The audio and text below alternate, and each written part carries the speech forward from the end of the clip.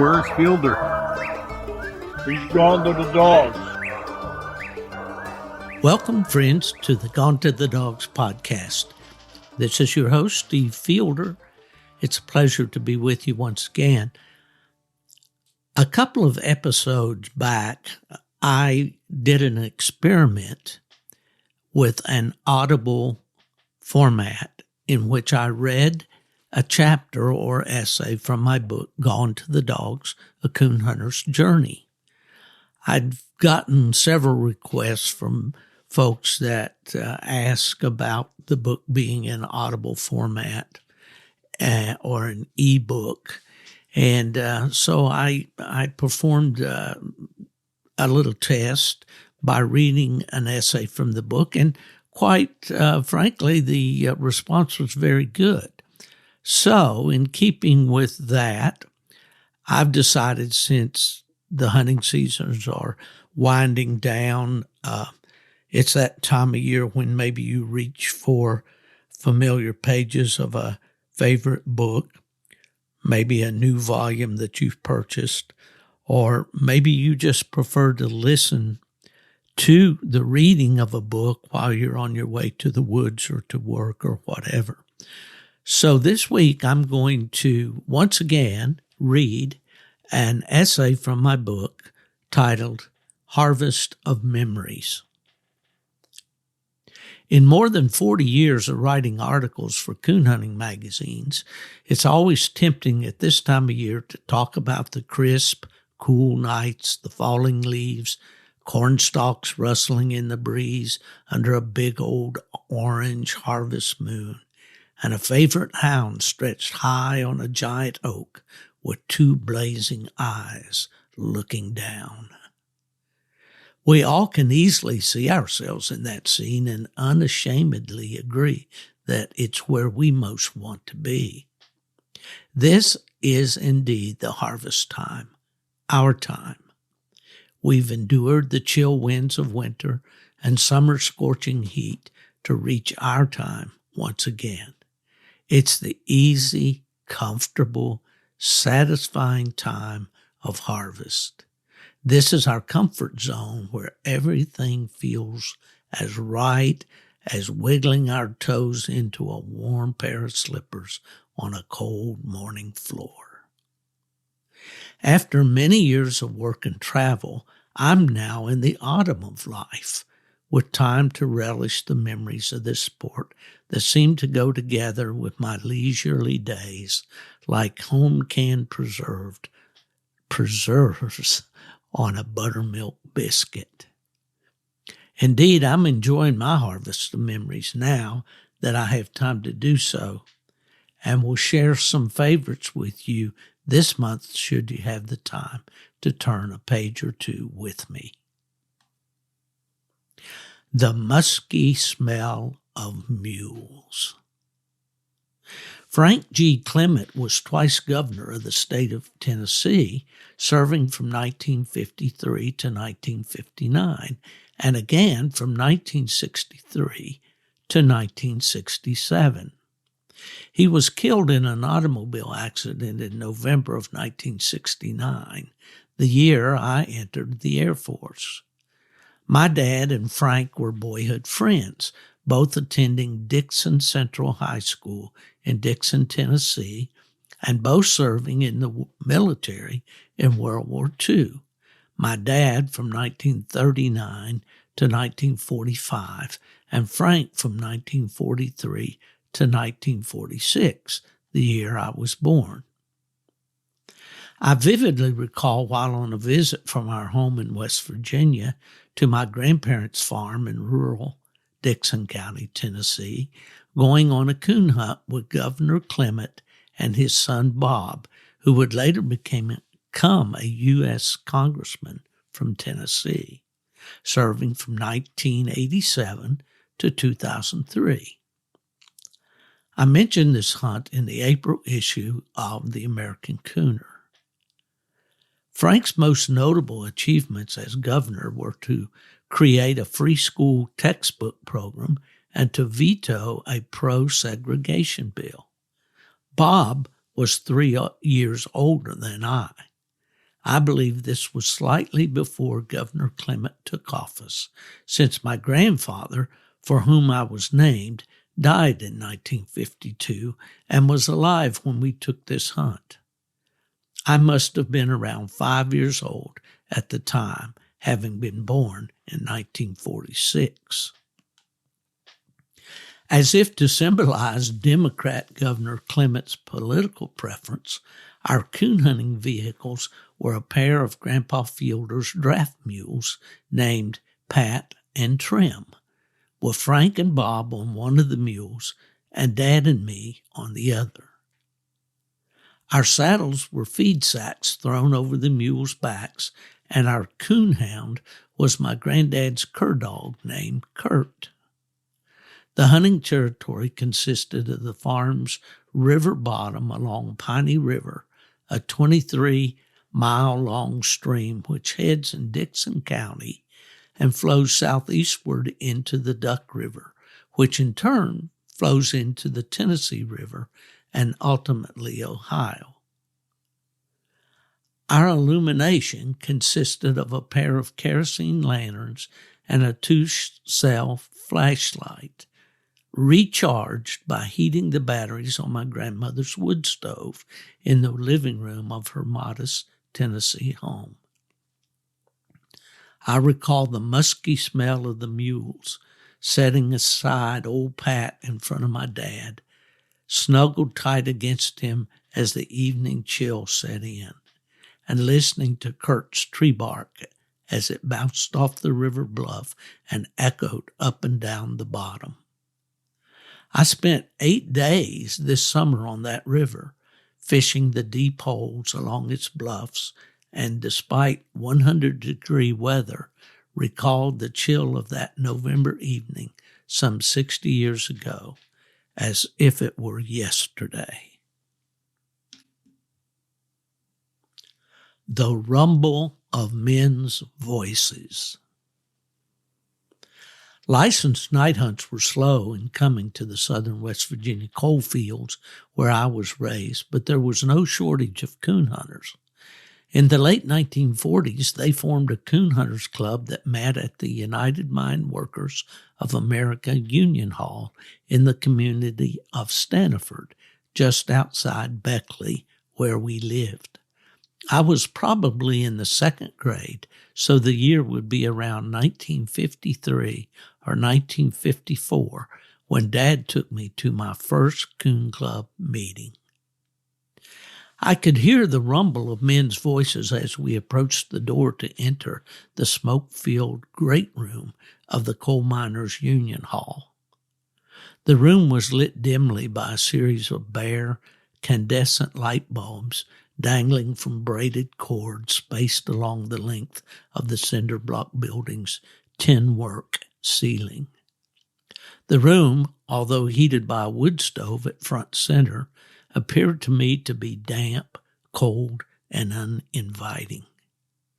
The voices grew quiet as every eye turned to watch a short-statured, wiry man with a head of thick, dark hair, accompanied by a gangly, freckle-faced kid, find their places at a table near the back of the room.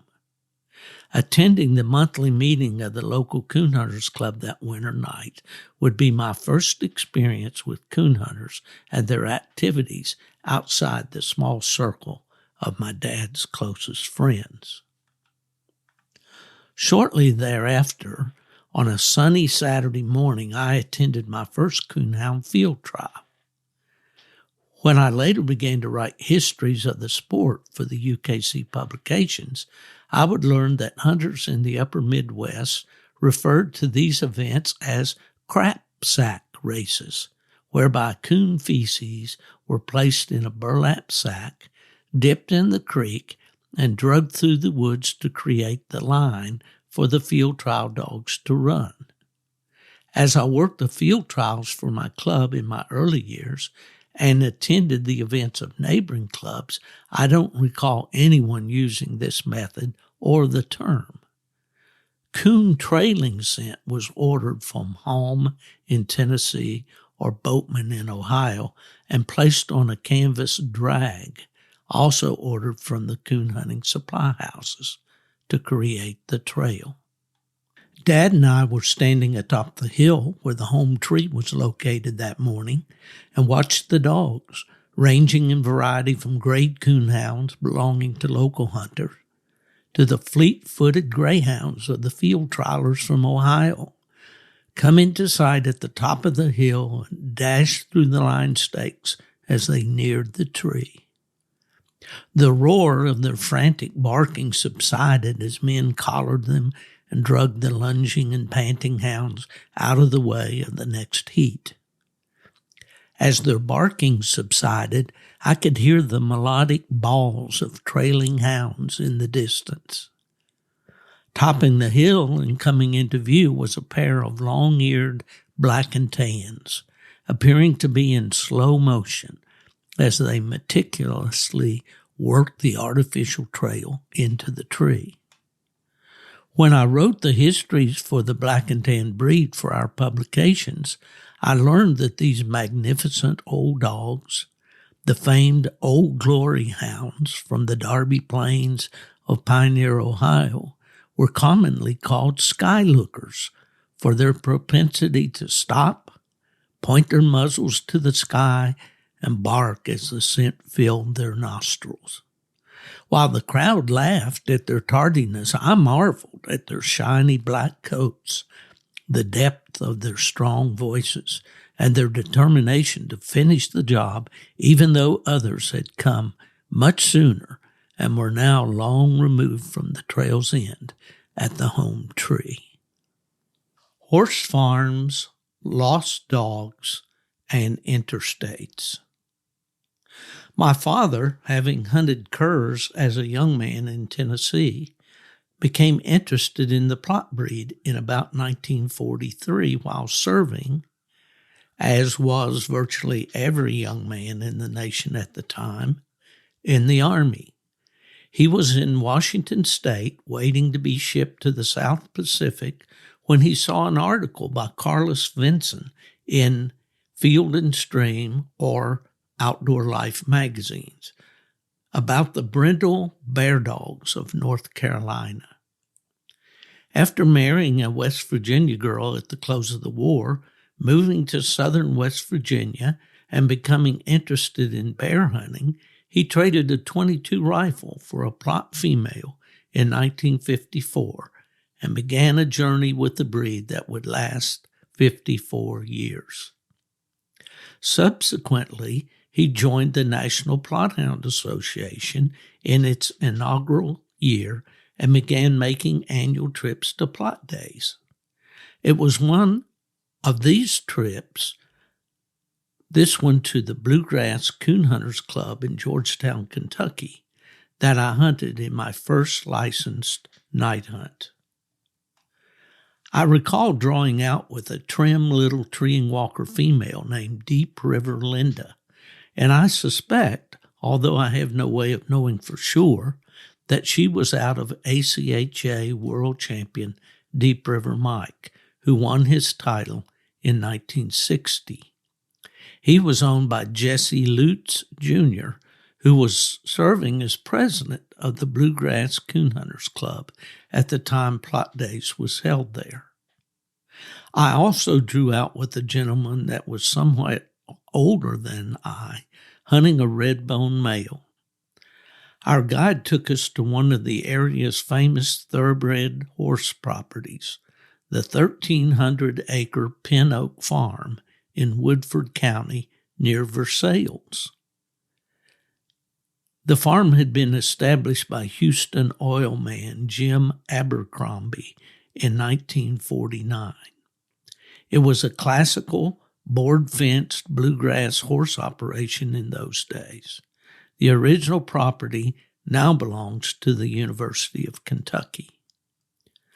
For a young man accustomed to hunting the strip mines and hollows of southern West Virginia, cutting my hound loose on that horse farm was like hunting on the White House lawn. I was hunting a strong-bodied brindle Plott male named Hoss. Remembered fondly as the hound that made a coon hunter out of me, he would have been about 3 years old at the time, having been born in March of 1962. We were treeing coons right and left. I can still hear the high-pitched chop of the Linda bitch joining the deep, resonant bass of my plot as they sang hound music duets down the small branches and across the rolling pastures, coming treed on magnificent oaks along the boarded fence rows. The red bone wasn't doing much, and the handler wasn't at all pleasant about it, but I was having the time of my life until I heard Hoss trail across an expanse of pasture toward the distant whining of semi-truck tires on Interstate 64. My heart jumped in my throat. As we attempted to follow my dog, the roar of the still distant highway smothered his barks. I was persuaded by the guide that he wouldn't be that far away. We looked for him until the hunt time was over and then looked some more. There was nothing to do but to return to the clubhouse, dejected and visibly upset with the prospect of telling my dad I had lost our dog. The story had a happy ending, although it was 2 excruciatingly long weeks in coming. Dad had gone back with the guide to the hunting spot and, expanding the search, found Hoss's tracks and those of a coon entering and exiting a culvert that spanned the 4 lanes of Interstate 64. Exhausting every minute of available time to search, there was simply no dog to be found. Needing to return to work and school the following Monday, our trip home from plot days on Sunday was one gloomy affair. Having given up on finding our dog after 2 long weeks, we were elated to receive a letter from a farmer named Pete Markwell saying he had our dog. Obviously, we were overcome with joy at the story's happy ending. I'll never forget the bittersweet thrill of an exciting hunt on a farm of my dreams and the agony of driving home to West Virginia without my dog. Hippies, snowballs, and maple syrup. With the 35th running of the UKC World Championship in Louisiana safely tucked away in the annals of coon hunting history, I'm reminded of my first assignment as a UKC field representative on a cold and snowy March evening in 1978. I was named Master of Hounds for the regional qualifying event in Jeffersonville, New York, some 600 miles distant from my West Virginia home. The event would lead up to the inaugural UKC World Hunt to be held the following September in Beaver Dam, Ohio. The club to which I was assigned was in the Sullivan County hamlet of Jeffersonville, population 359. Jeffersonville, in New York's famed Catskills region, lies a mere 15 minutes from the site of Woodstock, the quintessential hippie gathering of the ages held on Max Yasgur's dairy farm in August of 1969. Woodstock completed its 3 days of drug-induced rock music and mayhem just 3 days before I was sworn into Uncle Sam's Air Force and boarded a plane for San Antonio, Texas for basic training. I did not attend the concert, but one of the members of my basic training flight did. While Crosby, Stills, and Nash may have encountered crowds 500,000 strong on their visit to the region, I was satisfied with the 20 or 30 coon hunters I found gathered on the grounds of the Sullivan County Coon Hunters Club as I arrived at noon with the bench show already in progress.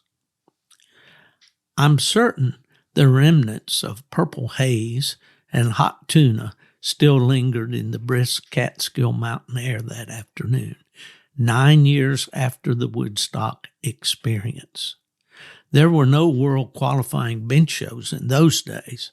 They would follow in 1985 with the inaugural show to be held in Columbia City, Indiana of that year. But I digress. After the show, as I began my preparations for the evening's hunt, my first of many over the 3 years that I served as a field representative, storm clouds began to gather over the mountain ridges with a promise of plunging temperatures and plenty of white stuff on the ground by morning's light. I had anticipated meeting local legend Robert "Pappy" Torrens on my trip, and I was not disappointed when he strode up to me with a grin and a woodcutter's handshake that left my hand tingling to the bone. Pappy, with his long white beard and mane of snowy hair, had been making an impression on the boys at the Tournament of Champions events with a black and white Walker female named Belle Angel. Everyone liked Pappy, and I immediately realized why. He looked for the world like the fame bringer of gifts from the North Pole. I met others on that visit to southeastern New York that would impact me in various ways. Being from the South, I'll confess I subscribed in those days to the idea that so-called Yankees aren't friendly, and that they, like those of us on the lower side of the Mason-Dixon, were still fighting the Civil War. What I found instead was a group of warm and generous hunters that loved their hounds and hunting as much as I did, even though they spoke in a foreign tongue. It was there that I met what would become a longtime friend and fellow prop fancier in Bill Frenette from Dayton, Massachusetts. Bill would later work with me as field rep when I took over the reins of the Field Operations Division at UKC. I would also meet that night a robust young hunter that would win first in the night hunt, but it would unfortunately be his last appearance in the winter circle. He would take a terrible fall from a tree while coon hunting and be permanently assigned to a wheelchair shortly after the Jeffersonville event.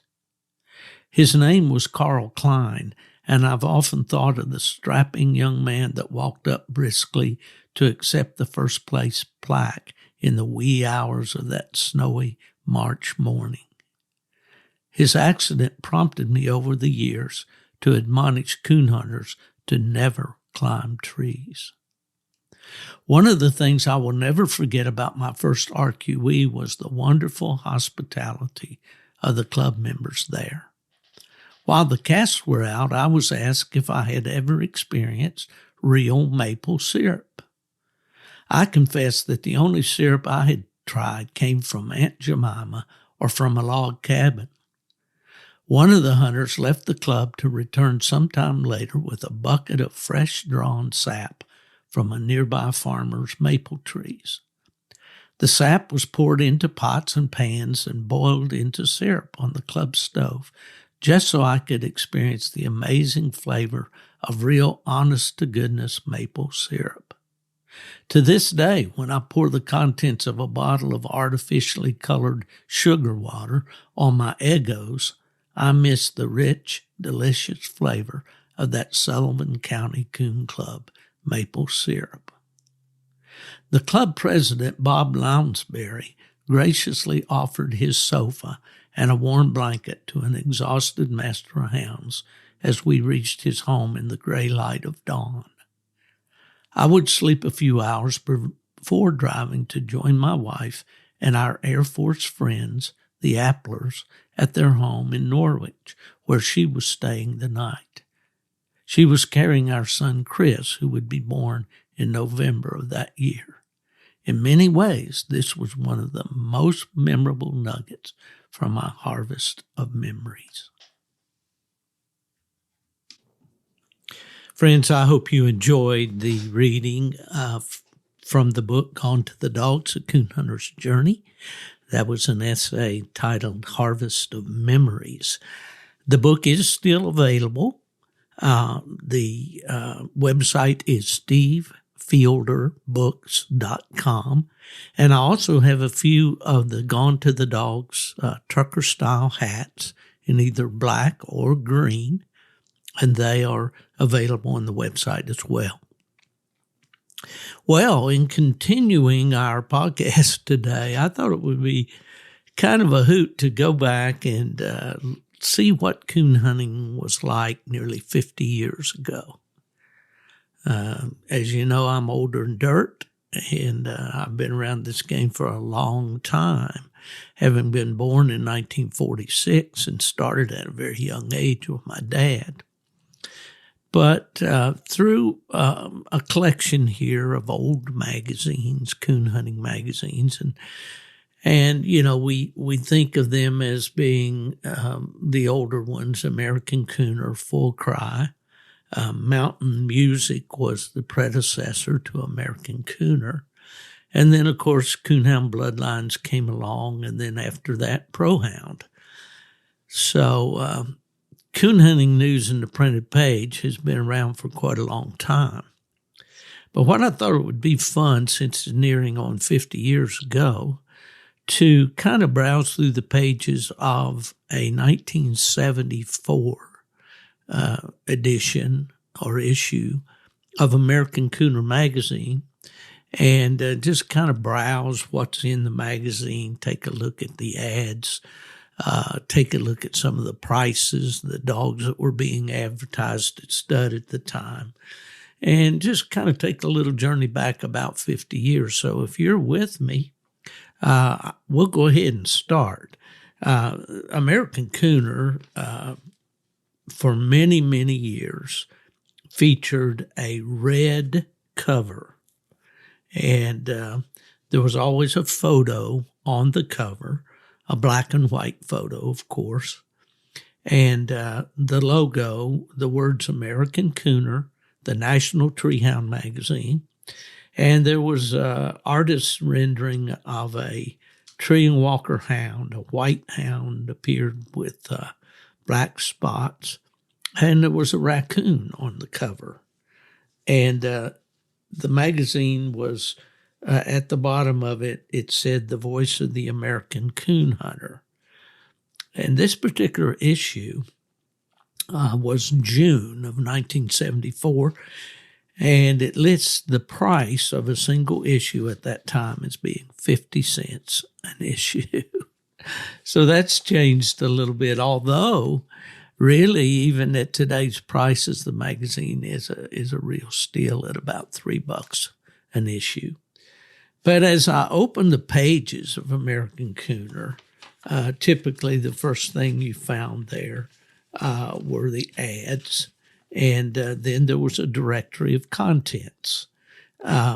Actually, there were, in the masthead there for American Cooner, it also lists that Mountain Music was founded in 1928 and merged with the American Cooner in December of 1962. And then you get the directory of contents with everything pretty much lumped together.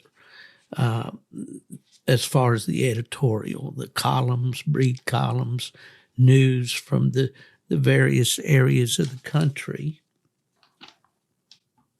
And in the back of the magazine is the advertiser's index, and it was separated out between dogs for sale, at stud and puppies, feeds, supplies, and miscellaneous, and then coonhound events.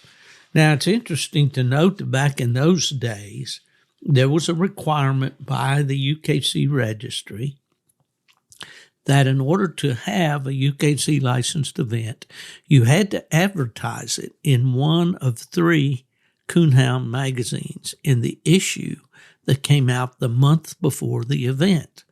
There were no unabridged event listings in the magazine like you'd find now, or more than likely you get that information online today.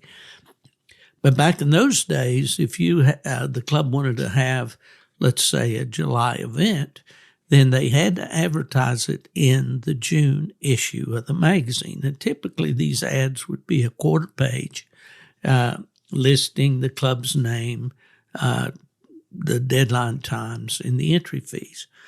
And that was one of my projects when I went to UKC, was to convince Fred Miller that we could list all these events in our magazine, and coon hunters would have a place to go, one source to go to, and that would increase the subscriptions for the magazine. And it wasn't an easy accomplishment, because Fred thought that more readers, and he was right, more readers were reading American Cooner and Full Cry than were reading Coonhound Bloodlines.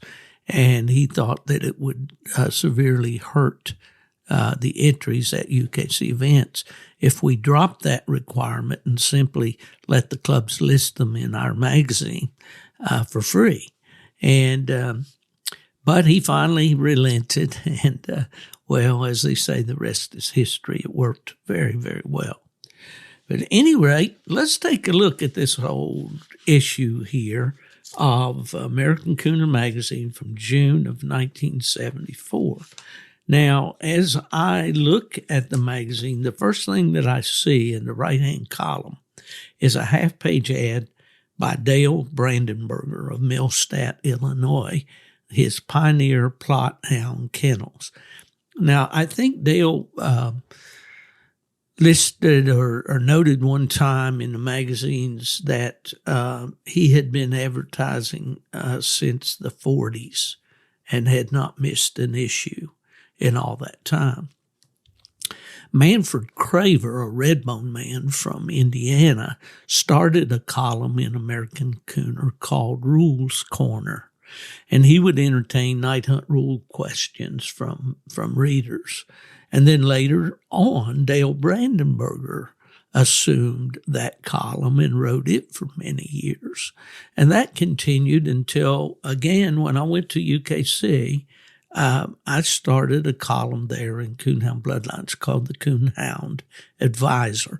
And the Advisor was later, after I left, published into a book, and it is provided as a supplement to the rule book, and I think it's probably available maybe for a small fee. I'm not sure.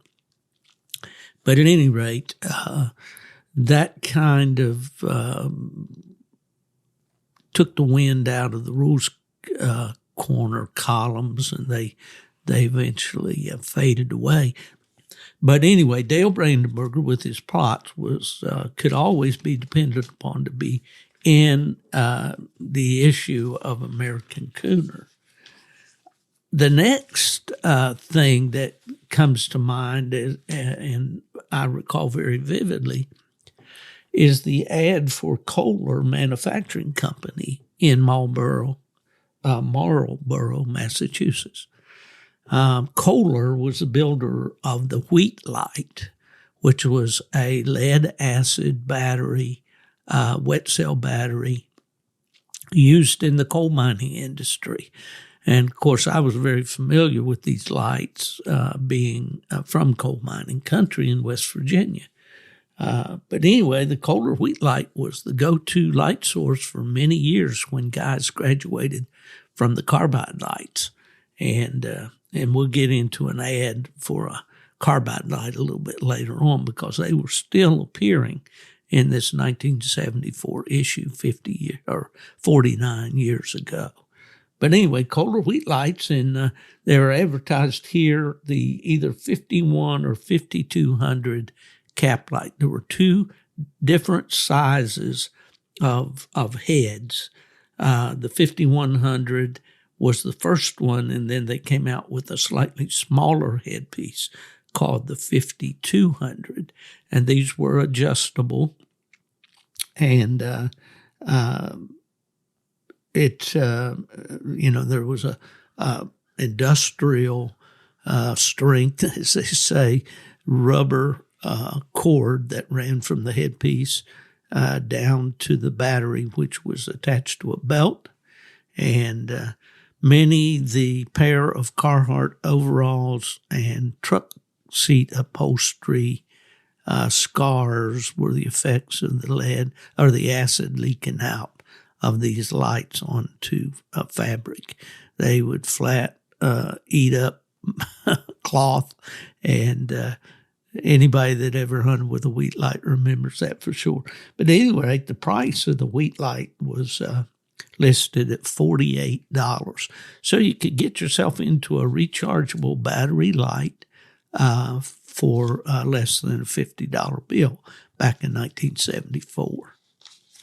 Another ad that I found real interesting in this issue, and if I can turn these old brittle pages here, because this magazine is rather old, 50 years old, in fact, was an ad by the Gaines Dog Food Company. Now, Gaines used to be a very popular brand of dog food, and they were the people that came out with Gravy Train, and you'll remember those ads where you pour the water on the feed and it created the gravy.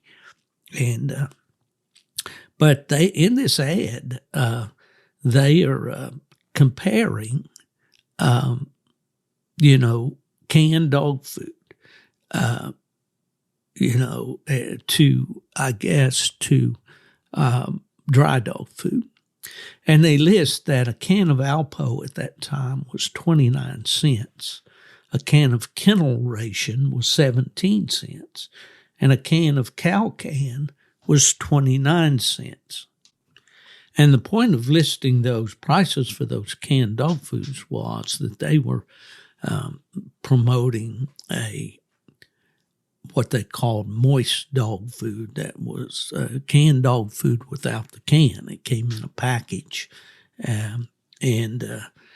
So anyway, that was the main thing they were posting. But I noticed here, especially today when we're talking so much about the cost of dog food and how it's just skyrocketed here within the last couple of years, they list here 50-pound bags of these 4 fairly popular dog foods at the time.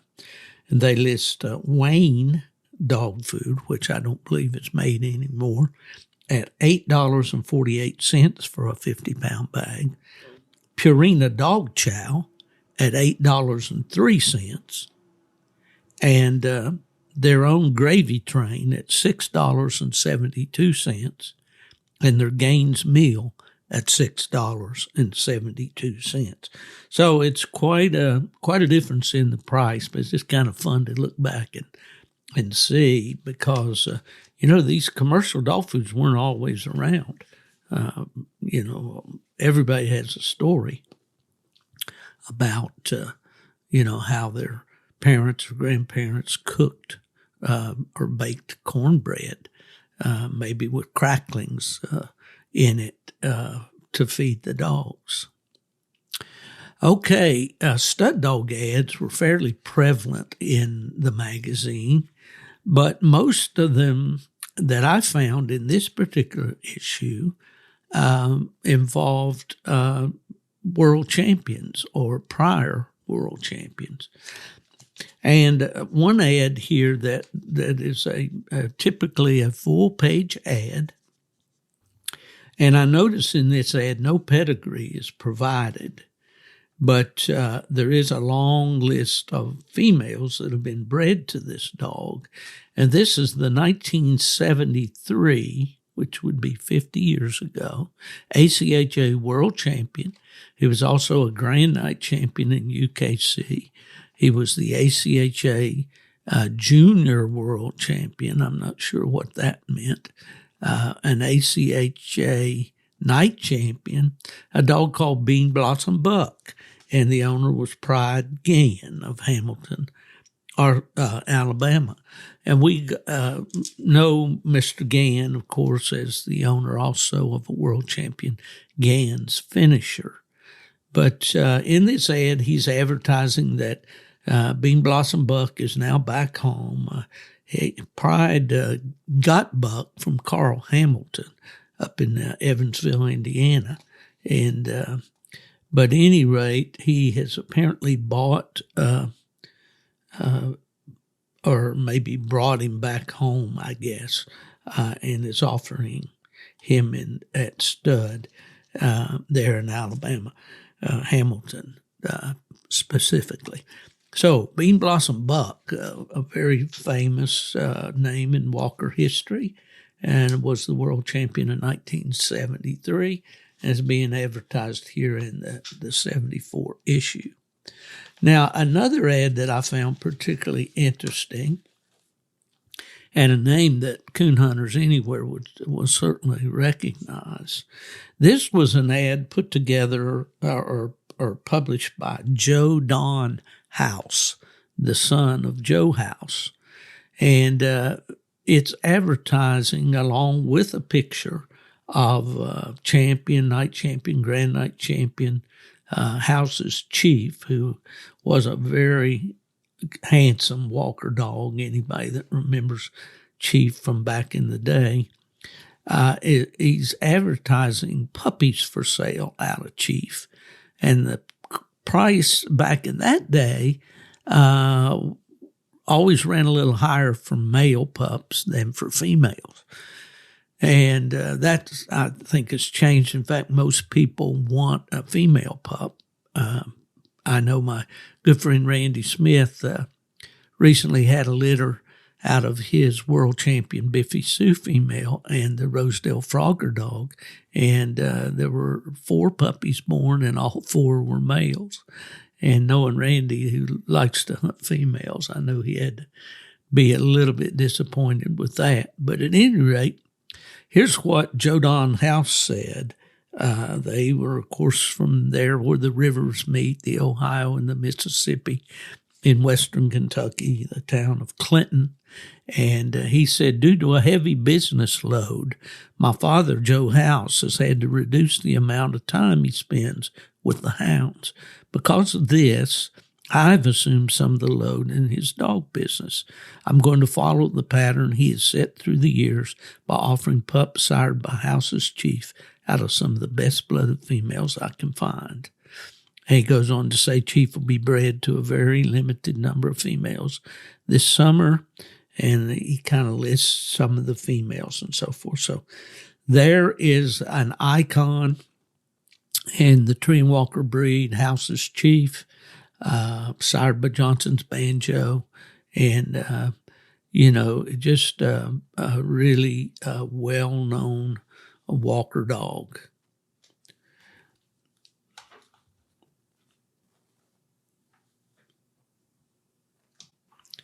As we continue to flip through the pages here of this American Cooner, we see on page 33 an ad by the Professional Coon Hunters Association, Incorporated, advertising an event in Sedalia, Missouri, called the Sedalia Open.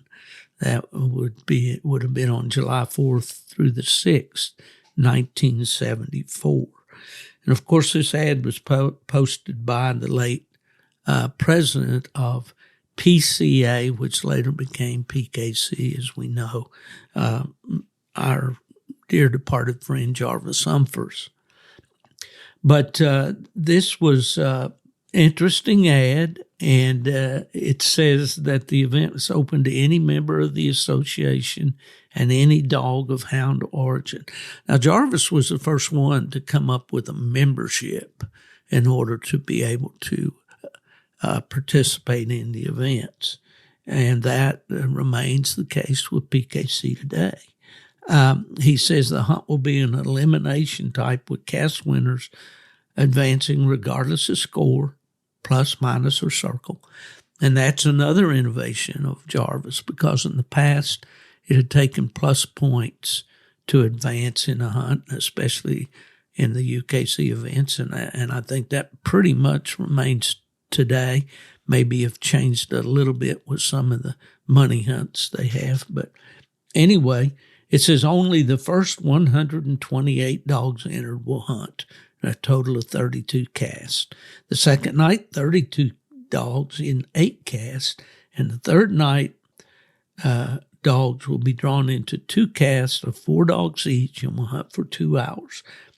And this is interesting. After the 2 hours, the cast winners will recast together for 1 hour to determine first and second places. And runner-up in each cast will be recast for 1 hour for third and fourth place. So that's the way they did it back in 1974. And there was a consolation hunt consisting of the runner-up in each cast the night before. There would be 32 of those dogs who finished second in each of the each cast on Thursday would automatically be entered in the Friday night consolation hunt, and each one of the cast winners in the consolation hunt received $150 in cash. When we look at these huge purses that we're seeing nowadays, in fact, I saw the other day on Facebook, somebody mentioned that I think it was Bobby Overby over in Virginia, had won $100,000 in a squirrel hunt. I mean, man, it's incredible.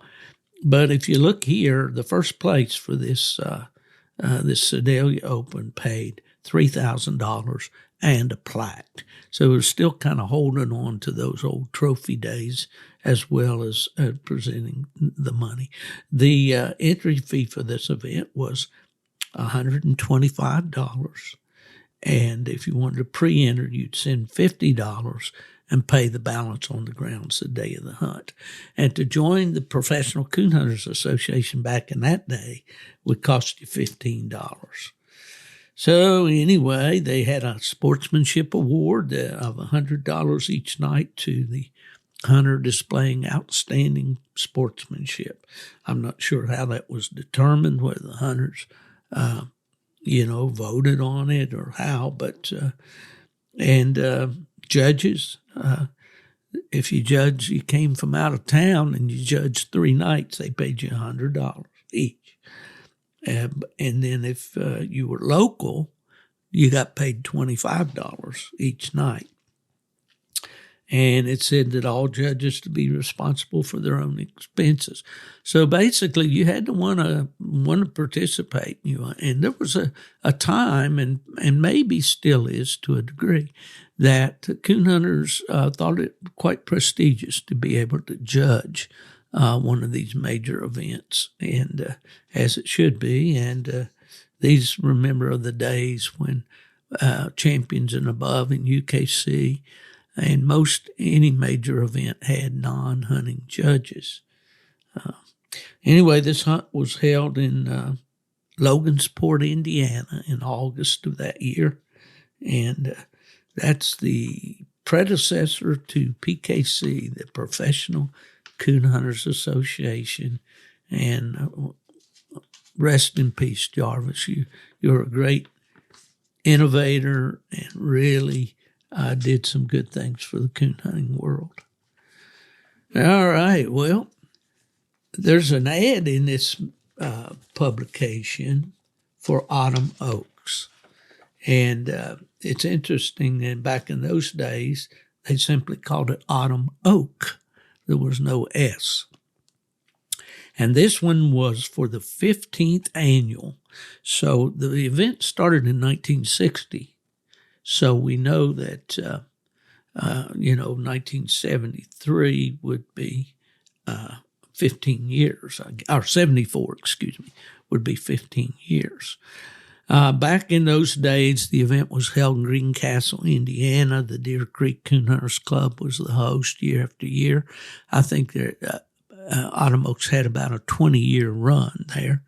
And there at the fairgrounds. And the last time I was there was when the UKC World Championship was held in 2016, I believe. Now, I may have gone back there just to shoot some photos and whatnot. But anyway, in 2016, I was there. I judged the World Championship show for UKC. And that was the year that I I first met and became closely acquainted with Randy Smith and Tom Strang, Rick Strouser, those guys, as they won the UKC World Hunt there in Greencastle. But at any rate, it's interesting here. The entry fee for Autumn Oaks was $10, and checks could be sent payable to Autumn Oak Incorporated.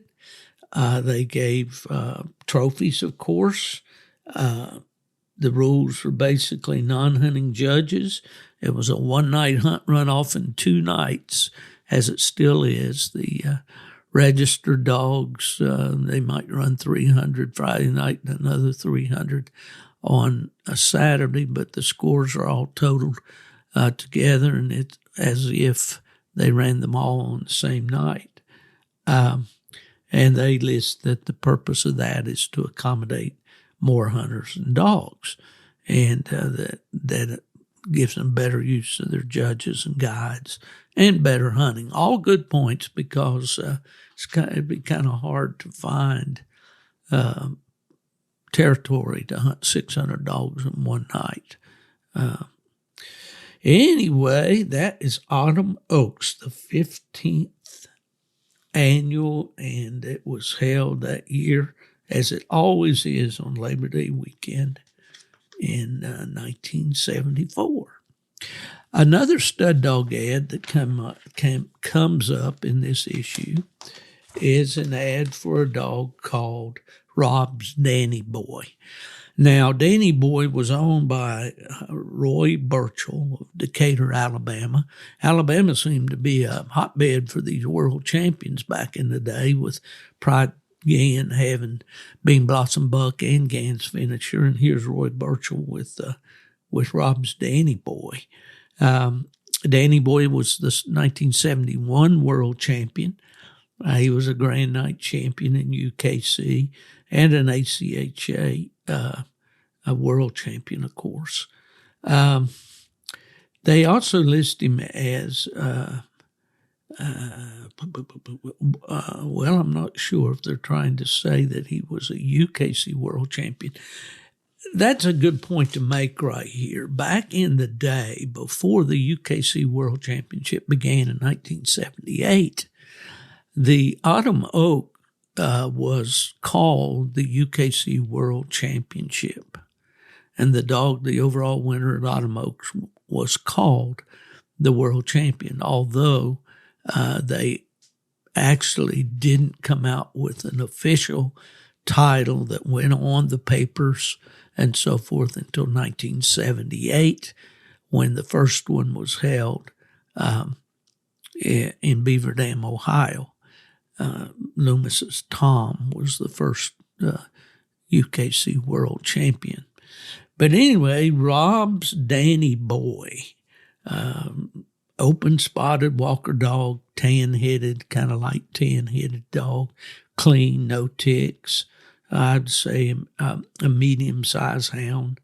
And it would cost you a $100 bill if you brought your female in to Danny Boy. And if you shipped her in, it would cost you an extra $25. So Roy Burchell, he was a Kentucky Fried Chicken guy from Decatur, Alabama.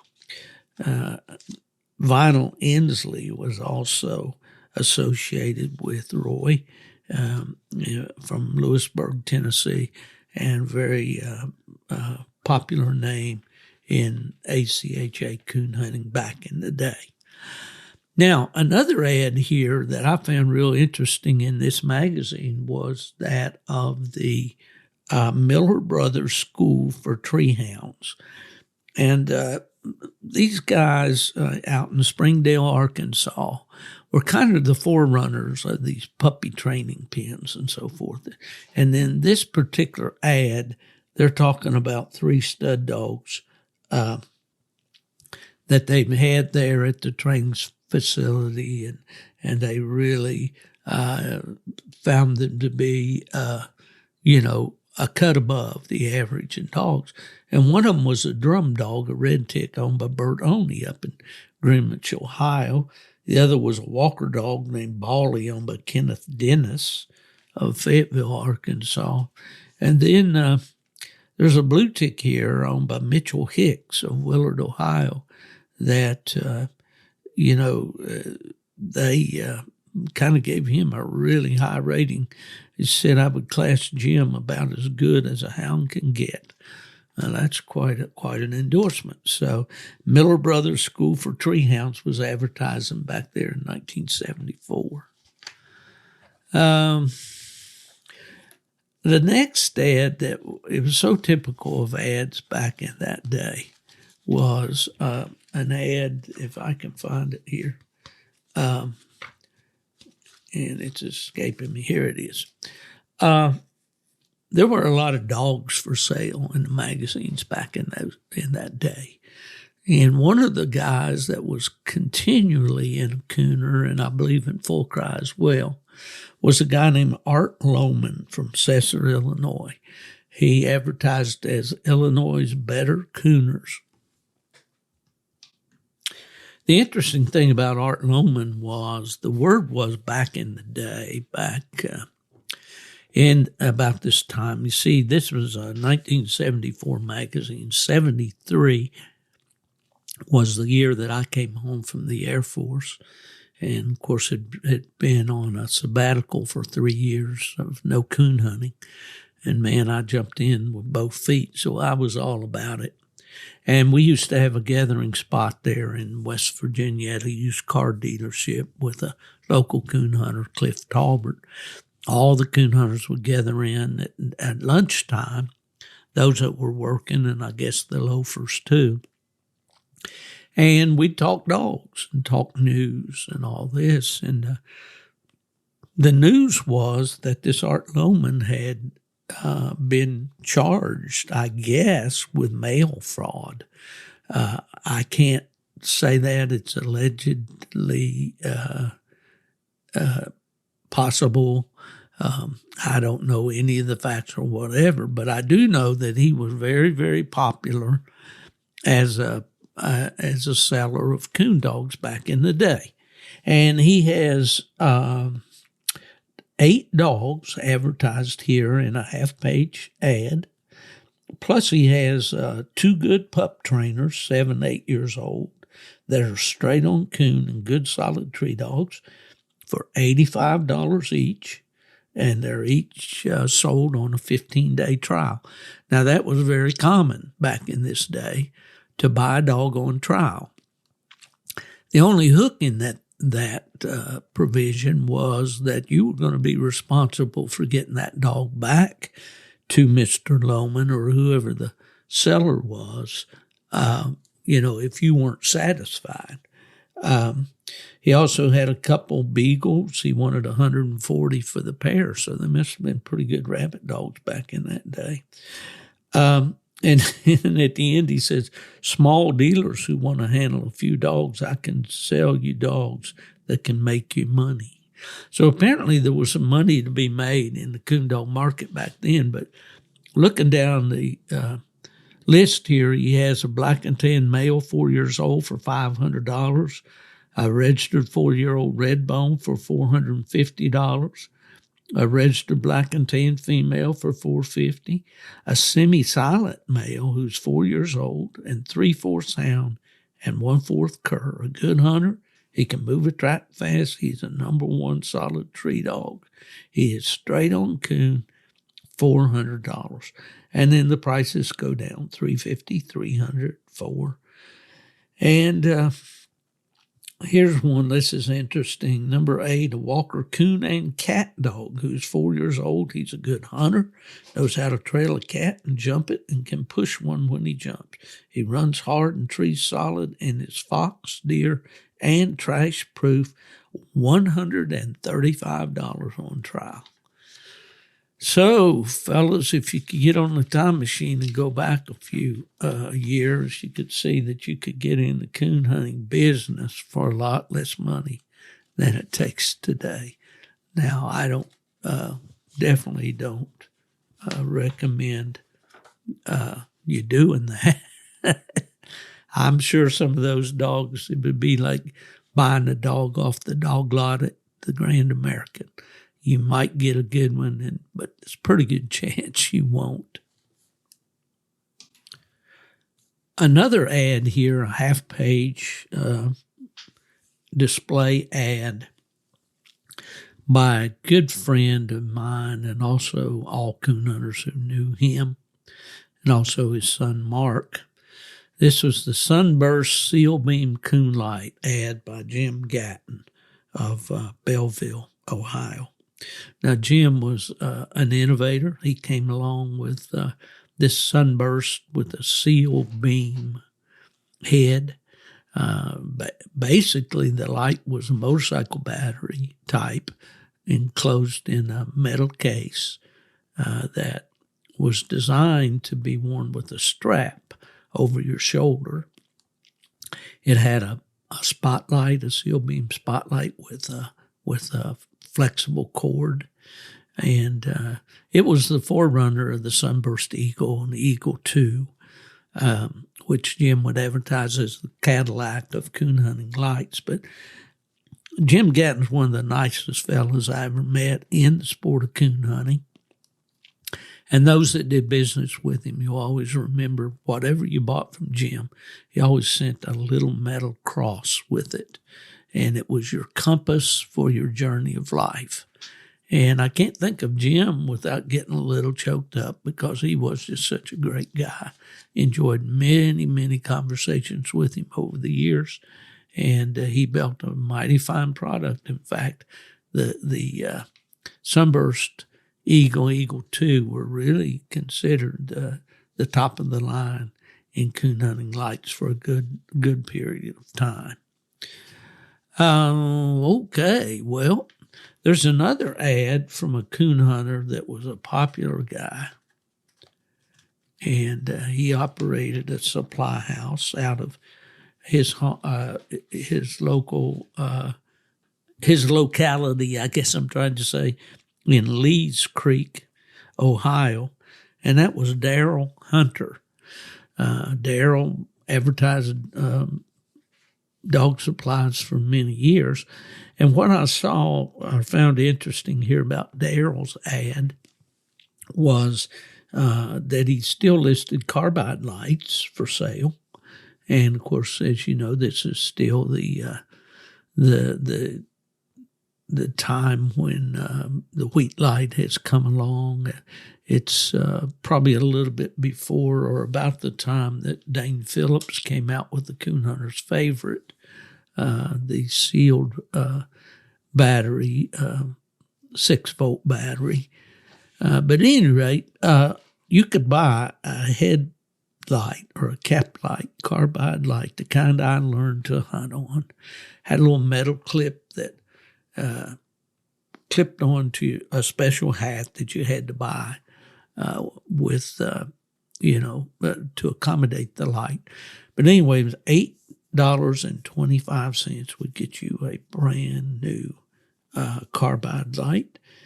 And they had the 8-hour style, and that's the kind my dad used. It was really designed with a bail on it and a hook, so you could carry it like a lantern and hook it over a limb of a tree or whatever.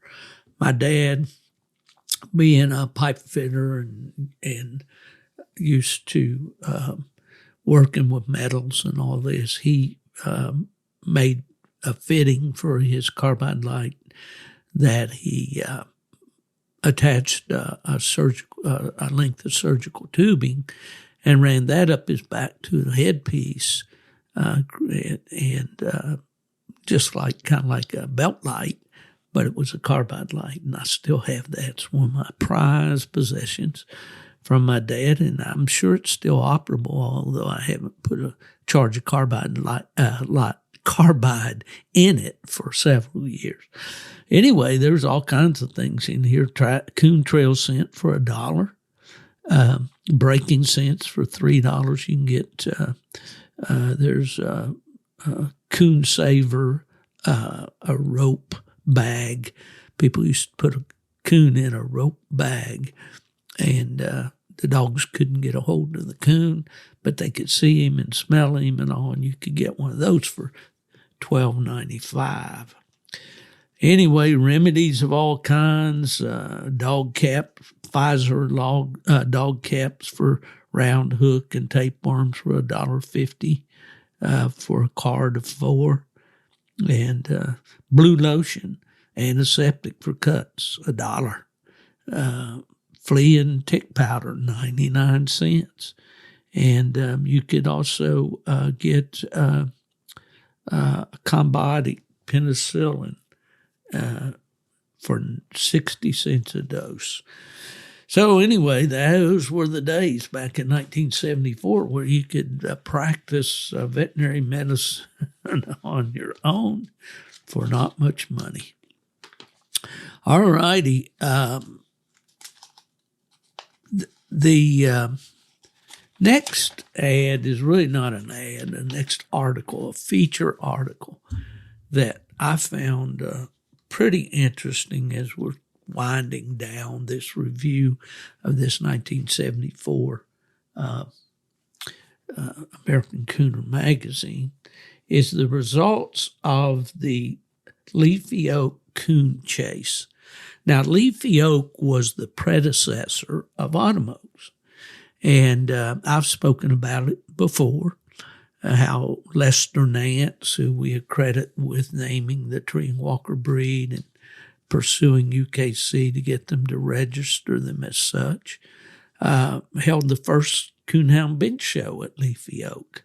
I don't have the year on that, but it's in the history of some of the articles I've written over the years. But at any rate, this was the results of the very first Leafy Oak that was ever held.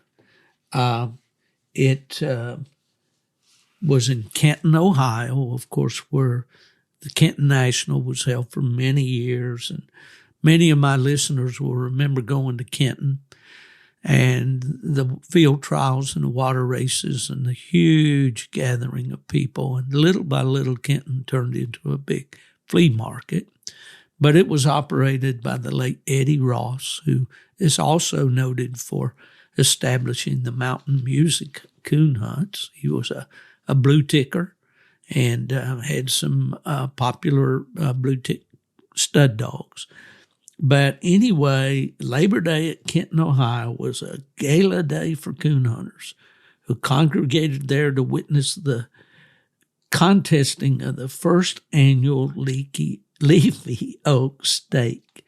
182 hounds were entered, representing the cream of coonhounds from 14 different states. Without a doubt, a finer or classier group of dogs were never before assembled in one place. Every hound was worthy of the name and carried the implicit faith of his master, some of whom had traveled several days to be at the appointed place on time. And they go on and they list the leaders and all that. And ultimately it got down, they had a little bit of a problem because they had more dogs than they had anticipated. So he ended up having to, I'll read it here. By the time the elimination trials had been run off, the day was fast nearing its close, and the owners of the winning dogs were unanimous in deciding that they would much prefer that the semifinals and grand final be run off next day. The announcement of this decision resulted in quite a lot of unpleasantness, which was regretted by everyone and for which no one can be held directly responsible. It was simply the result of the late start, oppressive heat, and other unfortunate circumstances which were apparently unavoidable. However, the management announced that no admission would be charged the next day, and refunds in full were made to owners of the dogs in the heats where no dogs qualified. The 3 heats of the semifinals were won by Gold Coin, owned by Doc Beatty of Warren, Ohio, Black Bell, also owned by Beatty, and Little Chic, owned by I.B. Baker of Norwich, Ohio. In the grand final, Little Chic was proclaimed the winner, Gold Coin second, and Black Bell third. Now, Little Chic was a red bone, And in the early days of coonhound events, even the very first night hunt or night champion in UKC was a redbone. The redbones were very successful back in that day. But anyway, Little Sheik with I.B. Baker, along with their silver, looks to be a silver cup that stands, I'm going to say, about 18 inches or 20 inches tall. Mr. Baker in a sport coat with a tie, as was the custom back in the day, is shown with this article. Now, I found it interesting as kind of an addendum to that. At the back of American Cooner, the editor always had an editorial. And at this time, the owner of American Cooner, and for many years, was George Slankard of Cesar, Illinois. And Terry Walker, the current owner, bought American Cooner from George. But anyway, in this account of this event back in 1927, and I'm not sure if this came exactly from George or not, but anyway, he talks about how things were back in that day. But he refers back to this Leafy Oak, and he says, some 20 years ago, we spent many weekends during the year traveling to coon dog events, and many of the events were field trials.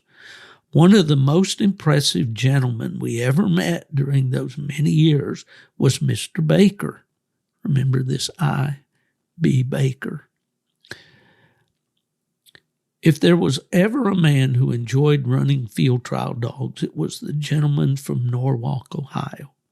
We were at the Transippi back in the early 50s over our 4th of July weekend.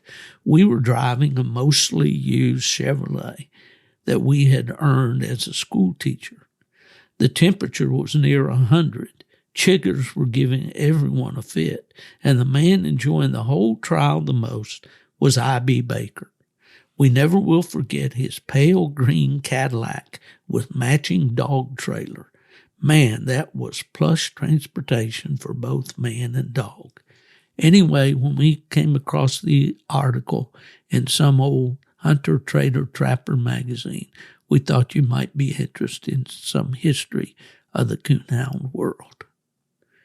And so this story about this Leafy Oak in 1927 was taken from the old Hunter, Trader, Trapper magazine.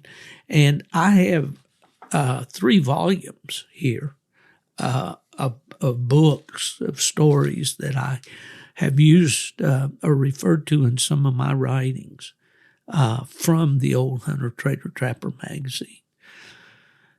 Okay, in closing out this trip down memory lane, I find an ad here, a full-page ad for blue-tick coonhounds. Now remember, this is 1974, by Kelly Bragg of Brooks, West Virginia. Many coon hunters will remember Kelly Bragg. And Kelly was quite the interesting fellow.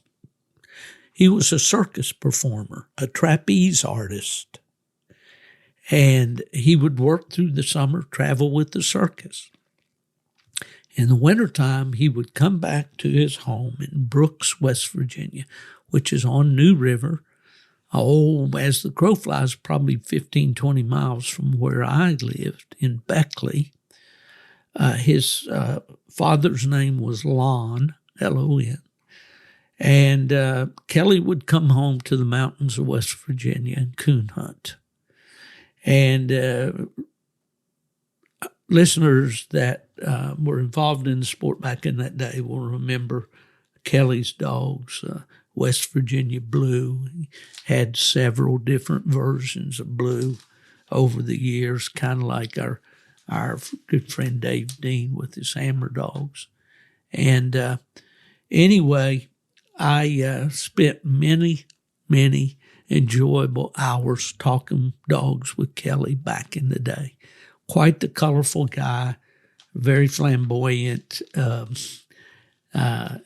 He was just cut from a different cloth. And I can remember his ads, talking about the dog staying treed for unbelievable periods of time. And I often kind of rolled my eyes or shook my head. But here's some Kelly Bragg writing about his stud dog, West Virginia Blue 4. Every night I hunt Blue 4, I like him better, whether I have any luck or not, for I know he has given me all he has got. Blue 4 is the talk of the coon hunters here in southern West Virginia who have hunted with him or pups he has sired. Blue 4 is siring pups that are treating their own coon at 6 to 8 months old, and some have treated 5 months old. I don't mean a pop-up coon. I mean trail, run, tree alone, and hold the tree. You boys that plan to breed to Blue 4 should go hunting with Jim Ward's young dog out of this cross. He treated his first coon at 5 months old, and on he goes about the different ones. But I always remember Kelly Bragg. Blue tick fanciers will remember the Bragg bred dogs. And so with that, I'm going to conclude this podcast and review of this 1974 issue of American Cooner magazine. Of course, I have so many memories from that period of time, the 70s up until 1983, when I went to work full-time at UKC. Were a time when I was actively involved in showing and hunting my own dogs, going to the coon hunts up and down the Ohio Valley and over into Western Virginia and to plot days annually and so forth. So it was an exciting time for me, a time I'll never forget, and largely because I enjoyed that whole period of time with my dad. I hope you've enjoyed this kind of crazy podcast today with the Audible book section there to start and with the review of this old magazine. These printed magazines are history for our sport, and they really are enjoyable for guys like me to go back and browse through. And if you have some, just when you got time, sit down, kick back, pour a cup of coffee, and just browse through and take yourself a little trip through the golden years of coon hunting. Thanks for listening, folks. If anyone asks you where Steve Fielder is, tell him he's in the pages of an old coonhound magazine. He's gone to the dogs.